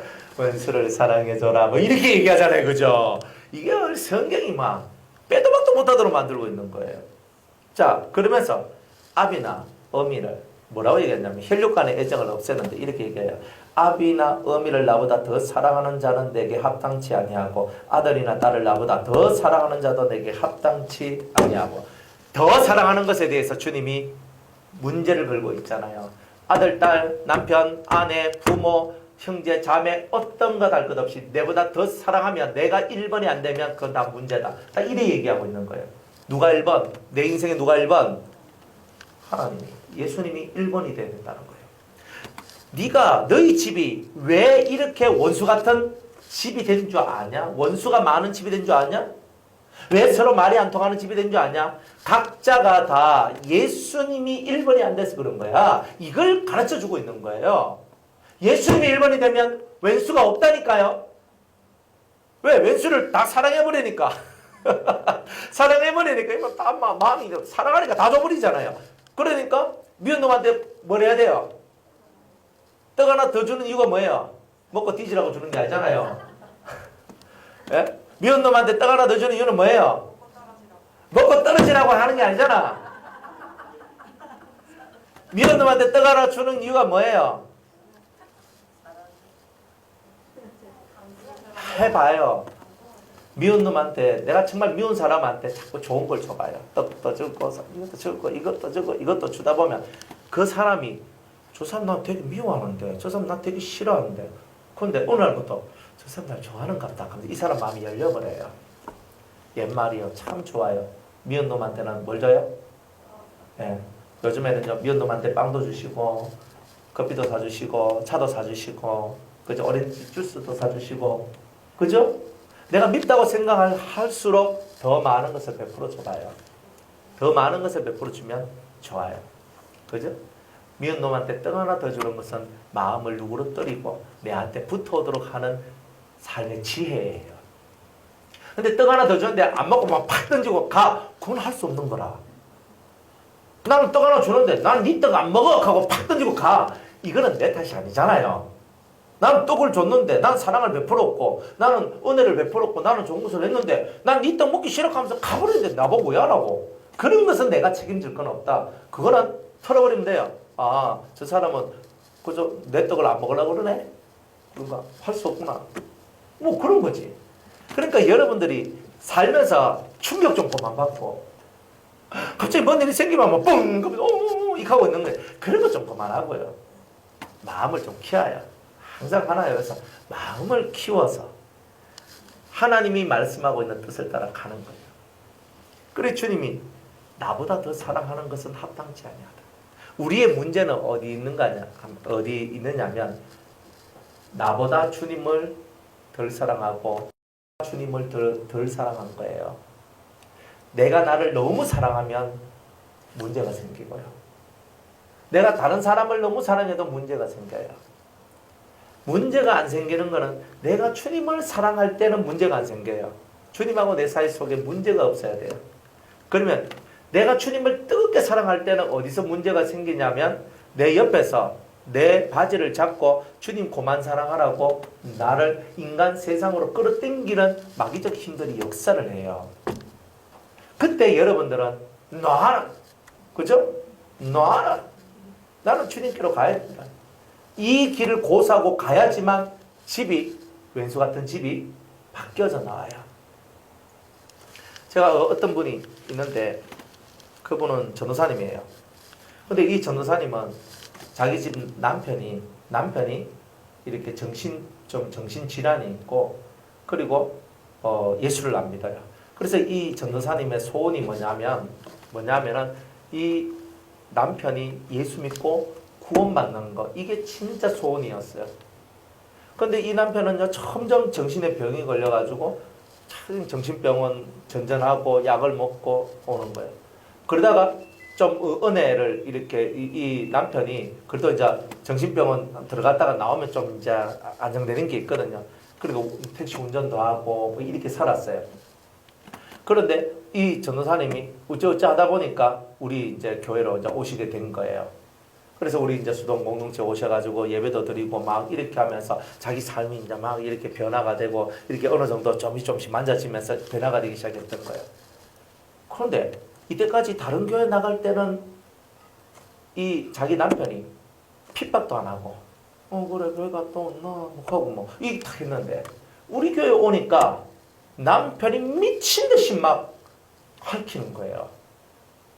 그 교회 안 가면 내가 네 따라 다른 교회 갈게. 딱 이렇게 나오는 거예요. 고단수죠. 고단수예요. 나 싫다. 나 유성교회 갈란다. 그리고 왔어. 계속 교회 다니니까 어느 날 새벽에 이 남편이 우리 교회 와가 1층 부엌에 와서 칼을 들고 강대상 위에 칼을 팍 찍어가지고 꽂아놓고 갔어요. 아침에 막 저한테는 목사님 그런 거예요. 왜요? 지금 저 신평도 지금 우리 저기 초창기 때 얘기인데 목사님 하면서 막 권사님 와가 난리가 났는 거예요. 그래 왜요? 그러니까 강대상이 뭐예요? 올라가 보니까 식칼이 있다고 식칼이 딱 해서 그래 제가 여기 있으면 이쪽 편에 그게 대단히 강한 강대상이거든요. 그게 팍 찌어가지고 여기 얼마나 세게 찔렀으면은 이 강대상이 이 칼이 들어가는 거 나무도 아니에요. 뭐 프락시 뭐 글라스인가 뭐 하는 거 그거 되게 강한 거거든요. 다 근데 그게 막 쑥 들어갔어. 그래 보고 사람이 무서워가지고 이 칼을 띄지도 못하는 거예요. 사람들 무서워가지고 목사님 그래가지고 그때 그 남자가 막 가만 막 불질러본다 하고 막 그때 막 난리가 났었거든요. 막 제가 다 보면서 어휴 주여 칼을 딱 빼가지고 부엌에 갖다 주고 걱정하지 마이소. 그 상처가 이 강대상에 상처가 있어요. 그렇게 이제 했는 게라. 그러니까 이분은요 미안해 죽는 게야. 목사님 강대상 그러면 또 돈도 없어. 강대상이 꽤 비싼 거거든요. 이게 800만 원짜리인가 뭐 그 되게 비싼 거예요. 그 돈이 엄청 비싼데 이거 목사님 제가 이걸 배상을 좀 해야 되겠습니까? 남편이 그래가지고 내가 그 집 사정도 다 알고 하는데 됐습니다. 괜찮습니다. 이래 하는 거야. 그렇게 하더니만 자기 남편이 막 핍박하고 막 이렇게 할 때는요. 막 할 때는 자기가 오히려 믿음이 생겨가지고 막 하더니만 어느 날 막 그 가다가 시게 나가다 이 남편이 조용히 자기 남편 불렀어. 아내를 불러가지고 여보 꼭 그 교회 가야 돼. 그 교회 가지 말고 요 바로 앞에 요 교회 가자. 그럼 내가 교회 갈게. 계속 속삭이면서 강하게 나갔다 불 지른다 했다가 칼 들었다가 난리를 치다가 그 다음에 결국은 유화작전으로 내가 하니까 이 전사님이 그게 탁 넘어가 버렸는 거예요. 마귀가 발광을 하니까 결국 사람이요 거기서 넘어갔네. 그래가지고 우리 교회에서 안 나오고 이제 다른 교회로 갔어요. 그러니까 그 집이 다 잘됐겠죠. 근데 그 다음에 무슨 일이 벌어지냐면 그 전도사님한테 정신병이 시작되고 그래 별로 좋지 않은 이야기와 그런 것들이 나오게 돼요.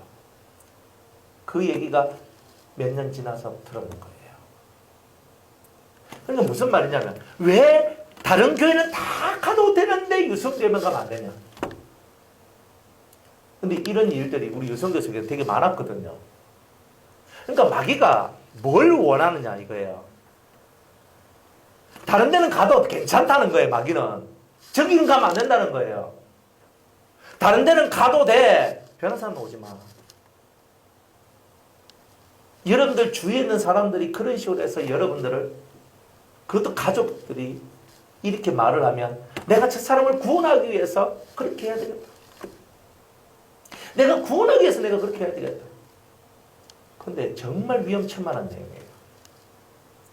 마귀가 떠나야 되는데 마귀는 안 떠나고 몸뚱아리만 간다고 구원이 안 되거든요.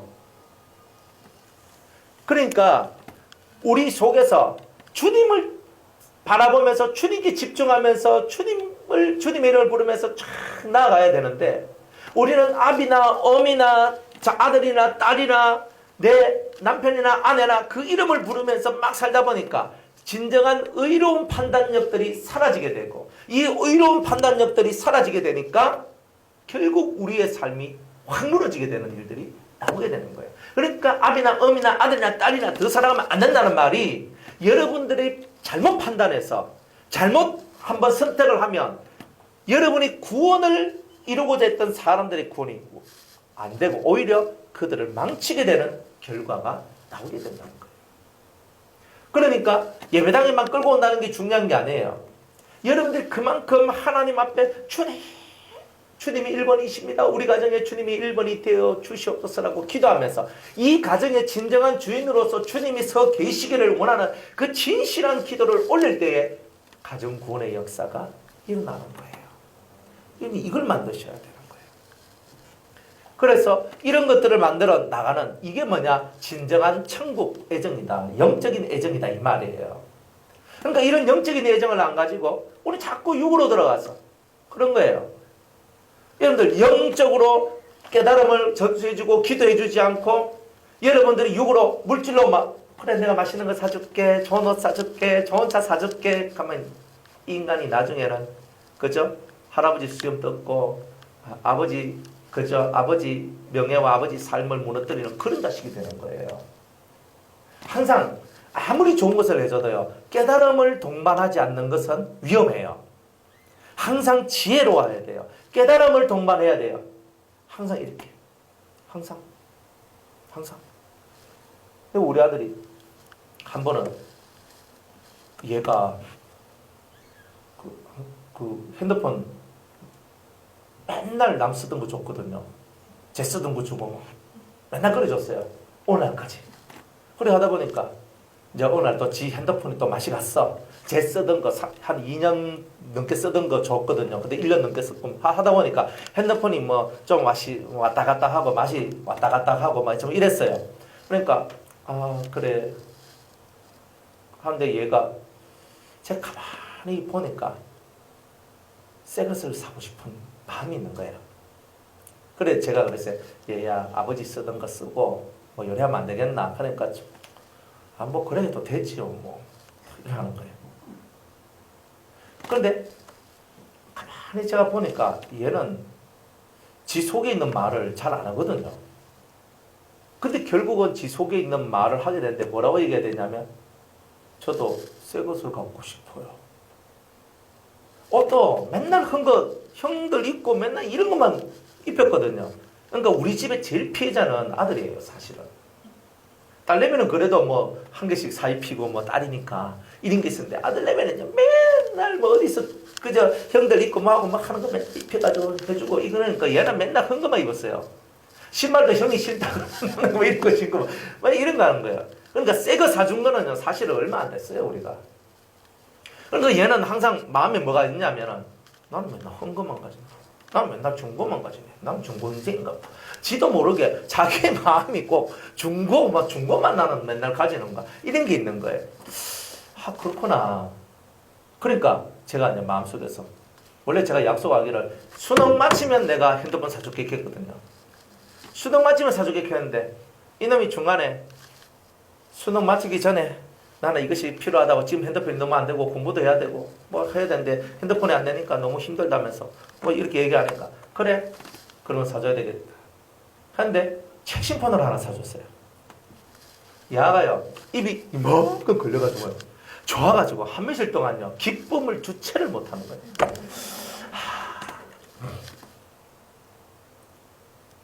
근데 그렇게 딱 하고 난 다음에 막 했어요. 근데 얘가 어떨 때는 또 신앙이 되게 좋을 때가 있는데요. 어떨 때는 또 실실 맛이 갈 때가 또 있거든요. 항상 그래야 사람 왔다 갔다 하잖아요. 근데 좀 상태가 별로 안 좋아요. 그래가지고 제가 만나서 이제 아들하고 독대를 했거든요. 1대1로 해가지고. 니 뭐 잘못된 줄 아나? 딱 시작을 했어요. 저는 니가 잘못했고 니가 잘못했고 이렇게 안 해요. 저는 항상 질문부터 먼저 해요. 항상 질문을 먼저 하거든요. 니 뭐 잘못된 줄 아나? 그리고 뭐 어쩌고 뭐 어쩌고 저쩌고 뭐 어쩌고 저쩌고 어떻게 했어요. 그래서 제가 딱 얘기하는데 이렇게 얘기를 합니다. 야, 내가 너한테 못해준 게 뭐가 있나? 네가 해달라고 하면 요만큼 해달라고 하면 나는 이만큼 해줬고, 네가 이걸 사달라고 하면 이렇게 해줬고, 네가 뭐 해달라고 하면 이렇게 해주고, 나는 아버지로서 네가 해달라는 것에 대해서 내가 안 해준 건 없다. 내가 더 해주려고 노력했고, 내가 더 많은 것을 내가 주려고 난 노력을 했지. 그런데 너는 너가 지금 하고 있는 행동은 뭐냐? 그러면서 제가 아무것도 안 해주고요. 해준 것도 없고, 뭐 아무것도 안 해줬는데 가면요, 애들이 요즘 애들 뭐 갑니까? 내가 니한테 뭐 못해준 게 뭐 있는데 그럼 뭐라 그래요? 못해준 게 많은데요. 딱 이렇게 나올 거 아니에요. 실제로 그래요. 요즘 사람들이 얼마나 당돌한데요. 못해준 게 많거든요. 그럼 심장이 딱 막히는 거예요. 내가 폭달락하다가 헛구치부는 이런 일들이 딱 나오게 된단 말이에요. 그러니까 부모들은요, 자식한테 공을 쏟아야 돼요. 사랑을 주고, 그죠? 그렇다고 막 사주라 하는 이런 뜻이 아니에요. 사랑을 많이 줘야 돼요. 그렇게 하면서, 제가 막 이렇게 얘기를 하니까 그 아이가 그 말을 들으면서, 심령속에 맞네가, 이게 수긍이 딱 나오는 거예요. 그래가지고 이제 막 제가 이제 애의 마음을 정리 딱 시키면서 올라가 회개하자. 꼴도 회개를 올라가서 이제 회개를 했는 거예요. 하나님 앞에서. 그러니까 너 하나님 앞에 70일 작정 기도해라. 그래 지금 요즘에 이제 올라가서 70일 작정 기도 중에. 그러니까 이제 얼굴 때깔이 좀 나아지게 돼요. 진짜 혈육간의 애정으로 봐주면 답이 없어요. 영적인 애정을 가져야 되거든요. 육적인 애정이 아니라 영적인 애정을 갖고, 자식이 잘못된 길로 걸어가고 있으면 회개를 시키고, 자식이 잘하고 있으면 또 밀어주고. 그러니까 하나님 앞에서 이 선을 딱 긋고 하나님 앞에서 뭘 해야 되는가? 사실 이게 되게 중요한 겁니다. 그러니까 우리가 인생 농사 중에서 제일 큰 농사가 자식 농사입니다. 자식이 잘 되면 부모는요, 행복해요. 밥 안 먹어도 행복해요. 여러분들 집에 만약 뭐 재훈이가, 다혜가, 재건이가 집에 집사님 예배드리고 집에 갔더니 애들이 성경책 보고 있고, 애들 3명이서 기도하고 있고, 막 이런 모습 보이면요, 뭐 엄마는 막 할렐루야 막 좋아서 막 난리를 칠 거 아니에요. 너무 기쁘잖아요, 그런 게. 근데 맨날 리모컨과 싸우면서 막 여 털자 저 털자 하면 니 30분 봐라, 니 30분 봐라, 니 30분 봐라. 그러니까 맨날 TV까지 싸우고 맨날 오락하고 있고 게임하고 있고 핸드폰 잡고 있고, 이거 막 속이 쓰리잖아요. 부모의 마음이라는 게 다 그런 거 아닙니까? 뭔 말하면 좀 들어먹고 듣고 뭐 그래 어머니 예 알겠습니다, 예 아버지 예 알겠습니다, 제가 그렇게 하겠습니다, 이렇게 나면 얼마나 좋아요. 뭐 좀 말하면 아버지가 내 중에 뭔겨 하고, 엄마 엄마나 잘해라 하고, 애들이 막 이렇게 나와봐요. 막 속 쓰리고 막 이게 막 밥이요 코로 들어간지 입으로 들어간지 막 구별 난가. 입맛 뚝 떨어지고 속이 상하고. 다 왜 그런 게 나오냐? 육적 애정이 그 모든 것을 만들어낸 거예요. 육적 애정이. 그리고 영적인 애정을 가져야 영적인 열매가 맺는기라. 그러니까 우리가 이 영적인 애정을 쏟는 방법들을 깨달아가는 것, 이게 엄청나게 사실은 중요하다는 거예요. 세상에서 가장 끊기 어려운 것이 혈육간의 애정이에요. 끊으란 말이 버리란 뜻이 아니에요. 갖다 버리라고. 남편 갖다 버리라, 아내 갖다 버리라, 자식 갖다 버리라, 부모 갖다 버리라. 그럼 다 갖다 버리면 내 옆에 한 개도 없어. 좀 있으면 친구 간에 친구 다 갖다 버리고, 예? 애인 갖다 버리고, 물건 다 갖다 버리고. 그럼 어떻게 살아요? 마음에서 예수님을 1번 삼는 요걸 가져라. 나머지는 다 도구일 뿐이고 내가 사용하면 되는 것이고.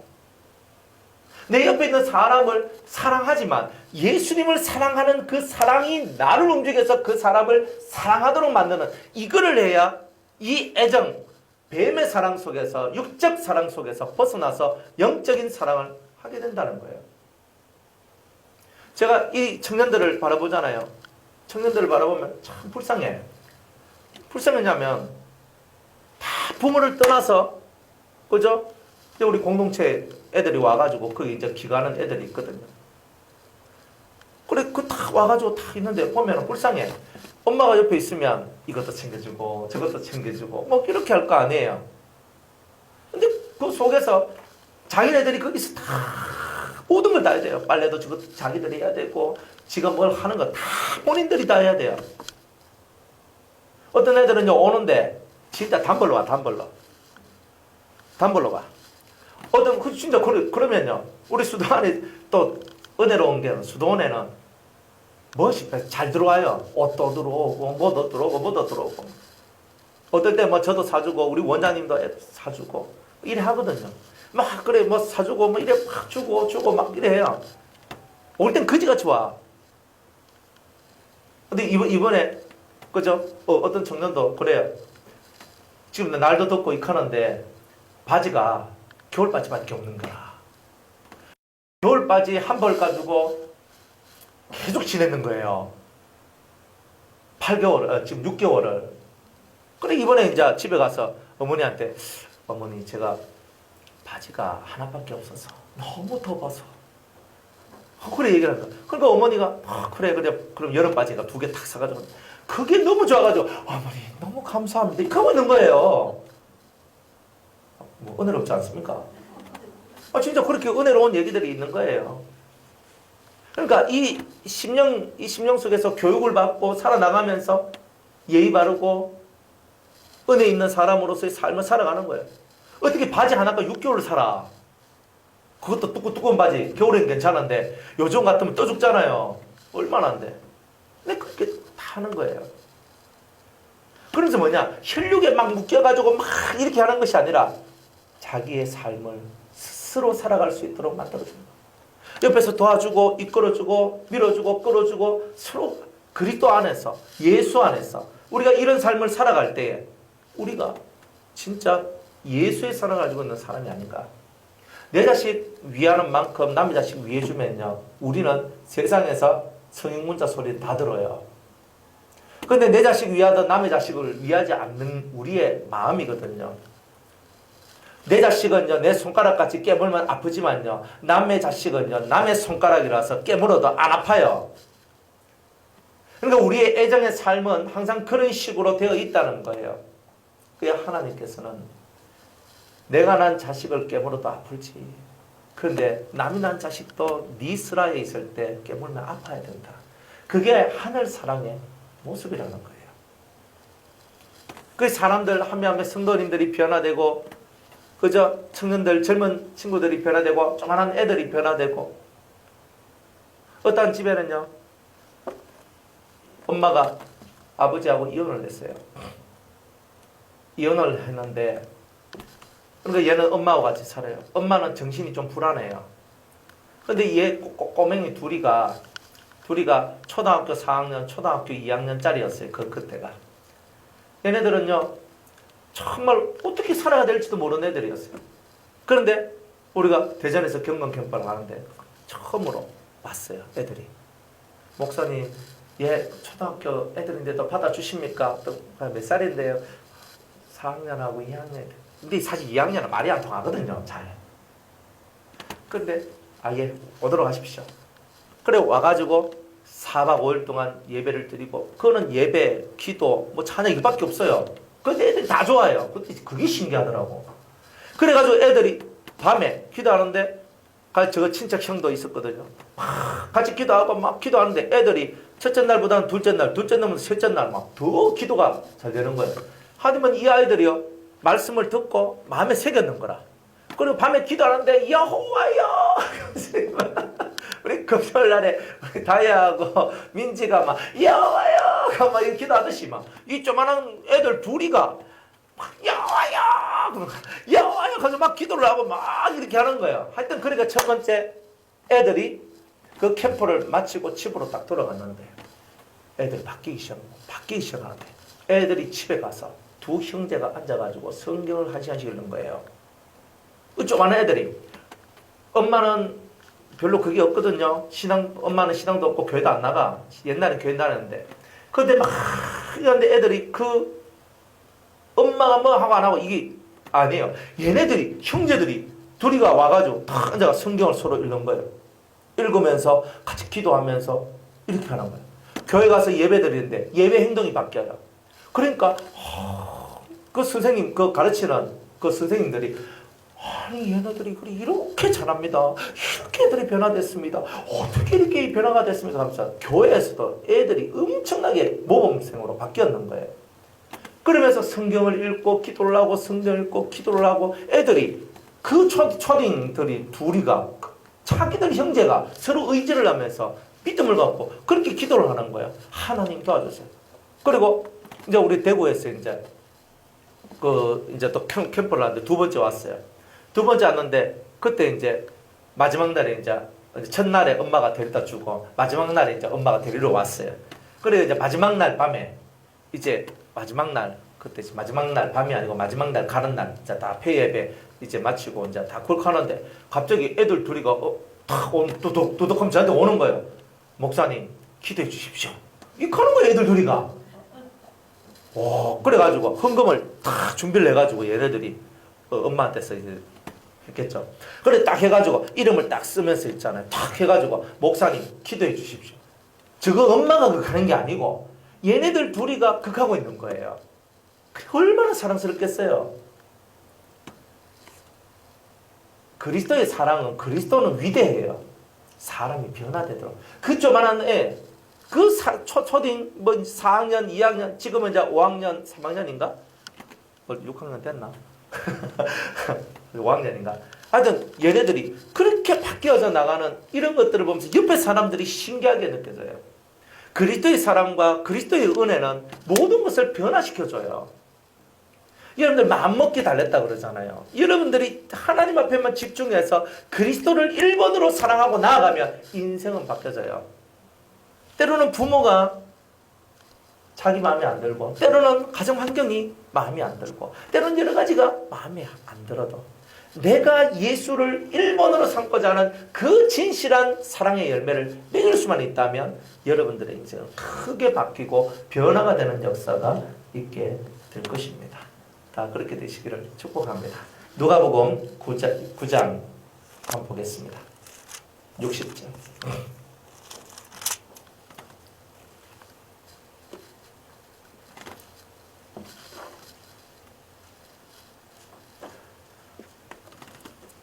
누가복음 9장 60절인데 57절로부터 읽겠습니다. 길 가실 때에 혹이 여짜오되 어디로 가시든지 저는 쫓으리이다. 예수께서 가라사대 여우도 굴이 있고 공중의 새도 집이 있으되 인자는 머리둘 곳이 없도다 하시고 또 다른 사람에게 나를 쫓으라 하시니 그가 가로되 나로 먼저 가서 내 부친을 장사하게 하옵소서. 가라사대 죽은 자들로 자기의 죽은 자들을 장사하게 하고 너는 가서 하나님의 나라를 전파하라. 이 가족에 매여버리면요 이 말씀을 못 이루어요. 옛날에 정말 예수님의 제자들, 사도들, 수많은 그리스도의 그 사람들이 가족에게 매여 있는 사람이 성자가 되고 훌륭한 사도가 되고 훌륭한 제자가 되는 법은 없었어요. 이 심령 속에서 비워짐이 있는 거라. 성 프란체스코도 자기 아버지가 부유한 상인이었거든요. 엄청난 부자였어요. 자기 아버지 밑에 있으면 저절로 부자가 되고 저절로 좋은 호화로운 삶이 다 준비되어 있었어요. 그런데 십자군 전쟁을 통해서 얻었던 그런 정신적인 병을 이제 주님을 만남을 통해서 완전히 회심하고 변화가 되었거든요. 그러면서 자기가 가지고 있는 기독권, 상인의 아들로서 부유한 부자의 아들로서의 삶을 버려요. 그리고 그냥 아버지가 준 옷을 입고 밖에 나가서 사람들 전도하고 많은 사람들에게 수도자의 길을 이렇게 얘기하면서 나가요. 그랬더니 아버지가 넌 들어와서 내 후계자가 되어서 우리 집안을 이렇게 세워야 되는데 너 지금 뭐하고 있는 거냐? 들어와! 안 들어와요. 막 이렇게 서로 대립하다가 아버지가 극단적인 선택을 해요. 뭐냐면 너 일로 와라. 그러니까 그 아버지 집이 시장 광장에 엄청난 큰 집을 소유하고 있었단 말이에요. 그 땅 위에서, 그죠? 이 모든 것이 너희 것이 될 수 있는데 너는 이것을 버릴 수 있느냐? 저는 그리스도로 말미암아 그리스도 때문에 나는 모든 것을 버리겠습니다. 지금 네가 입고 있는 이 옷도 내가 준 거야. 그랬더니 이 프란체스코가 그 자리에서 옷을 벗기 시작합니다. 참 뻘거벗은 아버지의 것이니 아버지께 돌려드립니다. 그리고 뻘거벗은 모습으로 그 시장 저작거리를 지나가는 거예요. 수치도 없고 부끄러움도 없어요. 그리스도를 향한 사랑이. 그리고 가서 진짜 누더기 같은 옷을 입고 정말 청빈하며 가난하지만 그러나 의의 삶을 살아가는 위대한 사도가 된 거죠. 선지자가 된 거예요. 우리는 좋은 것들을 버릴 수 있는, 내가 우리 아버지한테 조금만 굽실거리면 어마어마한 재산을 물려받을 수 있지만 이 프란체스코는 그것을 피워요. 프란체스코가 그런 삶을 살았기 때문에 그 가족들을 다 구원할 수가 있었던 거예요. 부자는 천국에 들어가는 것이 어떻게나 어려운지 낙타가 바늘귀로 들어가는 것보다 더 어렵다 그랬어요. 자기가 버림으로써 가족 구원뿐만이 아니라 다른 많은 영혼들을 구원하는 사람이 되는 거예요. 버려야 되는 거예요. 우리 집에도 똑같았거든요. 우리 집에도 우리 아버지 재산인데 제가 산하고 바다고 논하고 이런 게 막 있었거든요. 제가 예수를 믿고 예수한테 미쳐 있으니까 내가 니한테 니 돌아오면 내가 줄 것이고 아니면 안 준다. 그래서 제가 아버지가 저 주려고 서로 다 준비해놨어요. 준비해놨는데 땡 됐었어요. 그러더니만 우리 아들 원영이가 왔어요. 원영이 딱 나오니까 아버지가 그러면 이 재산을 원영이한테 줘야 되겠다. 그래가지고 네 가서 좀 알아봐라. 내한테는 주기 싫었던 거예요. 왜? 내 저한테 주면 다 교회 갖다 바칠 거라고. 사실 있는 족속이 다 갖다 바쳤거든요. 그러니까 우리 아버지가 막 경계를 하는 거예요. 그러니까 원영이한테 내가 다 줄 거다. 원영이는 손자니까. 그래 쪼만해서 이거 요만할 때 원영이한테 줄 거다. 그래서 주세요. 막 알아봐라. 알아봤더니만 미성년자라서 결국 또 제 이름으로 해야 돼. 제 이름으로 제가 이거 후견인 해가지고 야가 성년이 되면 또 야한테로 가는 거야. 결국 또 내한테로 오게 돼. 왔다가 가는 거야 이게. 그러니까 어려워. 하지만 안 줬어요. 그래 그래 나중에 이제 결국 아버지가 정리 안 하고 돌아가셔가지고 이 재산이 다 제 뿔뿔이 다 흩어졌어요. 다 흩어졌어요. 그래 이제 있었어요. 그래 사람들 이 마음이라는 게 그런 거예요. 그래 이제 우리 누나들 같은 경우도 있었는데 누나들이 저한테 와가 아버지가 돌아가시고 나니까 철아 요즘에는 여자들도 재산을 가질 수 있는 자격이 있다는 거 알지? 탁 이렇게 나와요. 그래 제가 곰곰이 생각을 해봤어요.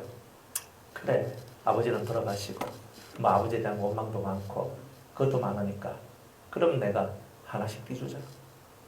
그래가지고 큰 누나는 큰 밭 하나 이미 받은 거 있으니까 됐고 그러면 둘째 누나는 뭐 할래요? 셋째 누나는 뭐 할래요? 그러니까 둘째 누나는 시골집을 가지고 왔어요. 그 집은 저한테 줘야지. 그 집을 가지고 왔어요. 또 우리 셋째 누나는 큰 산 좋은 산이 있거든요. 그 산을 가지고 왔어요. 제 막내 밑에 있는 동생은 아무것도 못 가지고 갔어요. 가져갈 게 없어서. 그래 제가 나중에 돈을 줬어요. 저는 뭘 얻었냐면 산소 있는 밭, 조상 묘가 있는 산. 팔 수 있어요 없어요? 팔기 어려운 그런 것들. 그래서 제가 싹 다 팔아버렸어요.